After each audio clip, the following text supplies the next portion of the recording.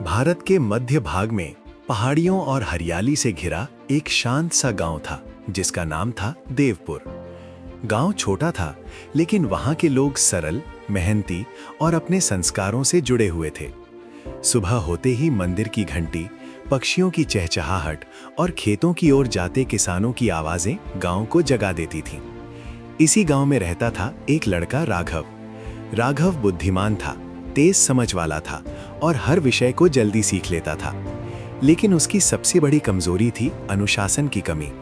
वो कभी समय पर नहीं उठता, पढ़ाई का कोई तय समय नहीं था और जो काम आज करना होता उसे कल पर टाल देना उसकी आदत बन चुकी थी। गांव के अध्यापक और बड़े बुजुर्ग कहते थे कि अगर राघव में अनुशासन होता तो वो बहुत आगे जा सकता था।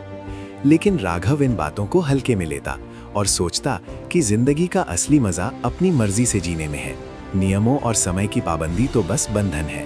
राघव के पिता एक साधारण किसान थे और माँ घर संभालती थी। दोनों बेटे को बहुत प्यार करते थे, लेकिन उसकी आदतों से परेशान रहते थे। वे बार बार समझाते कि जीवन में केवल प्रतिभा काफी नहीं होती, अनुशासन ही सफलता की नींव होता है। लेकिन राघव मुस्कुराकर बात टाल देता।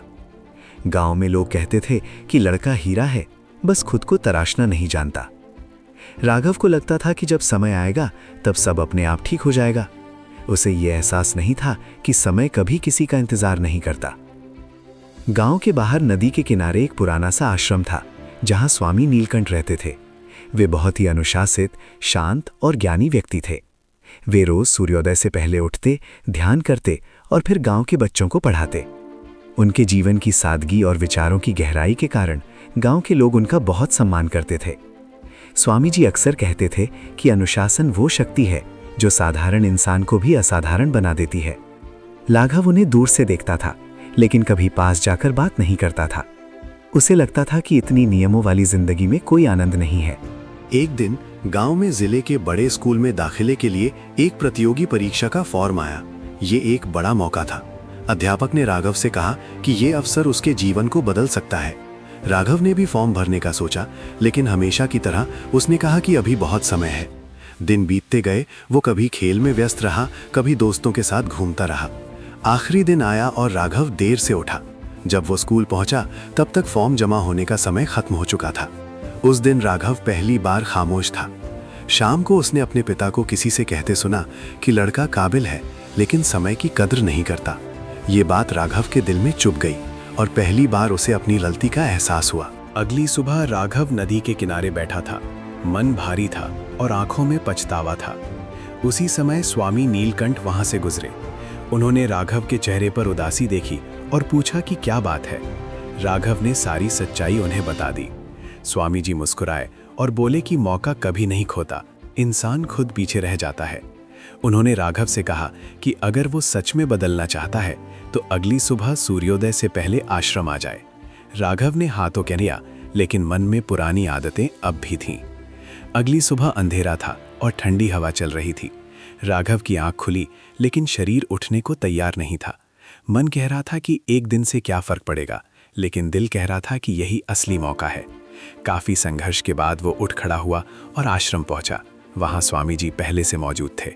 उन्होंने मुस्कुराकर कहा कि आज राघव ने अपनी पहली जीत हासिल की है, क्योंकि इंसान का सबसे बड़ा दुश्मन उसका आलस्य होता है। ये बात राघव के मन में गहराई से उतर गई। स्वामी जी उसे नदी के पास ले गए और बहते पानी की ओर इशारा करते हुए कहा कि पानी पत्थर को धीरे धीरे काट देता है, क्योंकि वो रोज बहता है बिना रुके। अनुशासन भी ऐसा ही होता है। ये एक दिन में जीवन नहीं बदलता, लेकिन रोज थोड़ा थोड़ा इंसान को मजबूत बना देता है। उस दिन से राघव ने खुद से एक वादा किया। वो रोज समय पर उठने लगा, पढ़ाई का समय तय किया, खेल और आराम के लिए भी सीमा बनाई।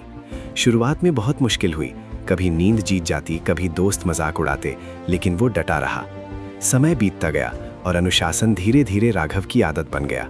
अब वो काम टालता नहीं था। उसने महसूस किया कि अनुशासन ने उसकी जिंदगी से तनाव कम कर दिया है और आत्मविश्वास बढ़ा दिया है। कुछ वर्षों बाद वही राघव, जिसे लोग आलसी कहते थे, गांव का सबसे अनुशासित और समझदार युवक बन गया। उसने पढ़ाई पूरी की और गांव के बच्चों को पढ़ाने लगा। लोग अब कहते थे कि राघव की सबसे बड़ी ताकत उसकी बुद्धि नहीं, उसका अनुशासन है। एक दिन स्वामी नीलकंठ ने उससे कहा कि उसने अपनी जीवन की सबसे बड़ी लड़ाई जीत ली है। राघव ने विनम्रता से उत्तर दिया कि ये सब मार्गदर्शन का परिणाम है। लेकिन स्वामी जी मुस्कुराकर बोले कि अनुशासन कोई दे नहीं सकता, इसे इंसान खुद अपने भीतर पैदा करता है। रास्ता दिखाया जा सकता है, लेकिन चलना खुद ही पड़ता है।